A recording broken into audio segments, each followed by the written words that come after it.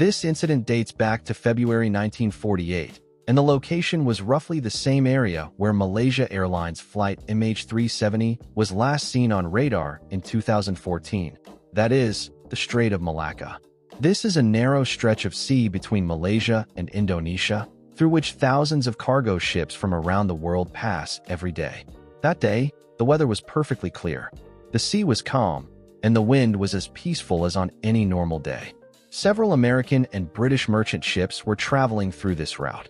Everything seemed normal, until suddenly, many of the ships in the area received a strange radio signal. Once again, this strange signal was in Morse code. Morse code may be an old-school communication method, but it was far more reliable than voice messages. Normally, voice transmissions over radio depend on distance and atmospheric conditions such as fog, dust, humidity, and line of sight.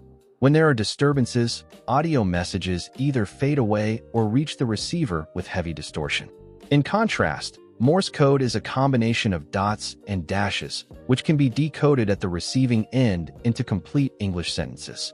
Its biggest advantage is that it can be transmitted across thousands of kilometers, even despite atmospheric interference. The Morse code received by ships in the Strait of Malacca that day began like this: 3 dots, 3 dashes, 3 dots, and the same pattern repeated twice, followed by a long sequence of dots and dashes. Decoded, the opening message meant, SOS SOS. The full translation of the message was, SOS SOS.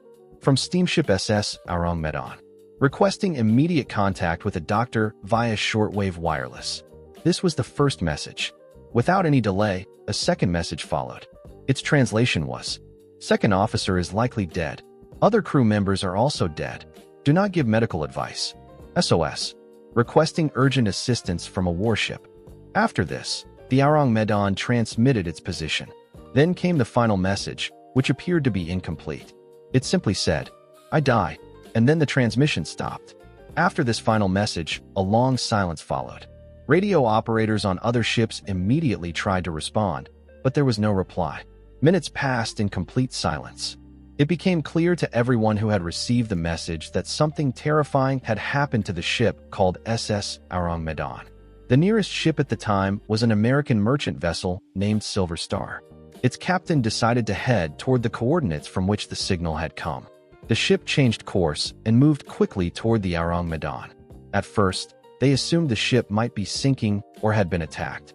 After several hours of travel, when Silver Star approached the location, they spotted a ship through binoculars. As they got closer, the crew was shocked to see that SS Ourang Medan was in perfect condition. There was no visible damage, no signs of flooding. It was simply floating silently on the sea.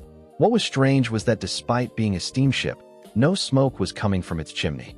Even more unsettling, there was no movement on deck. Such a large ship, yet completely silent.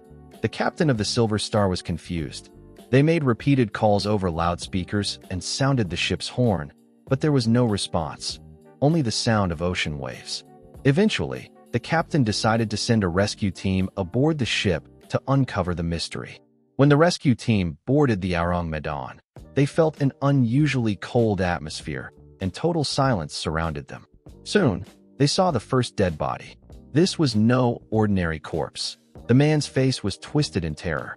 His eyes and mouth were wide open, as if he had witnessed something horrifying in his final moments. His body was stiff, and his arms were stretched forward, as if he had been trying to stop something. This was the immediate post-World War II era, when many ships sailed under false names or without registration. The Ourang Medan could have been one of them, possibly involved in illegal activity. Years later, in 1954, a Dutch newspaper published an article detailing the entire incident, including interviews with individuals who had allegedly worked on the ship. Some former crew members claimed the ship was used for smuggling illegal goods, which could explain why it was never registered. Attempts to trace the ship's owner failed due to lack of evidence. Decades later, in 2003, the CIA declassified several secret files, one of which referenced the SS Ourang Medan. It included a letter dated May 29, 1958, describing the incident in detail. The writer stated that if the tragedy of the Ourang Medan were ever solved, it could explain the disappearance of many ships and aircraft. Whether the CIA investigated further remains unknown. The letter stayed classified for 45 years before being released and is still available on the CIA's website today.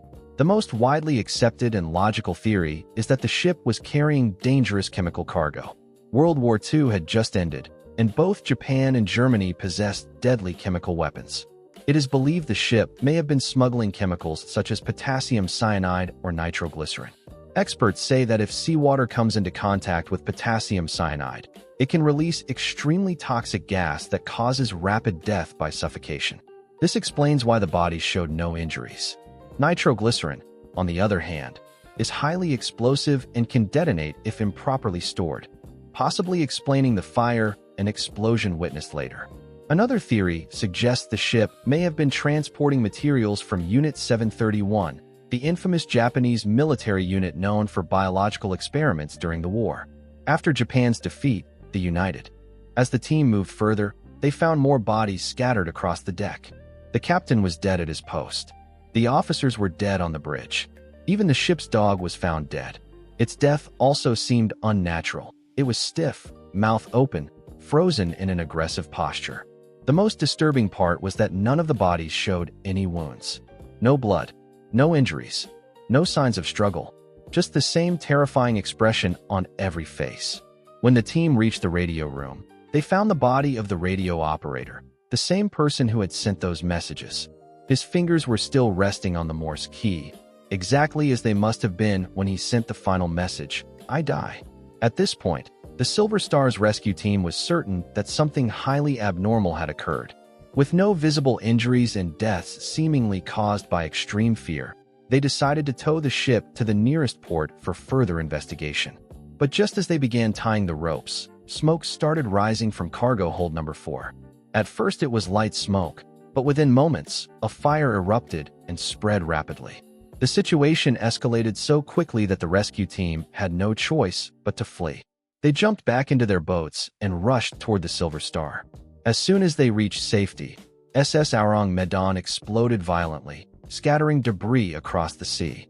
Within moments, the mysterious ship sank into the depths of the ocean, taking all its secrets and those horrifying bodies with it.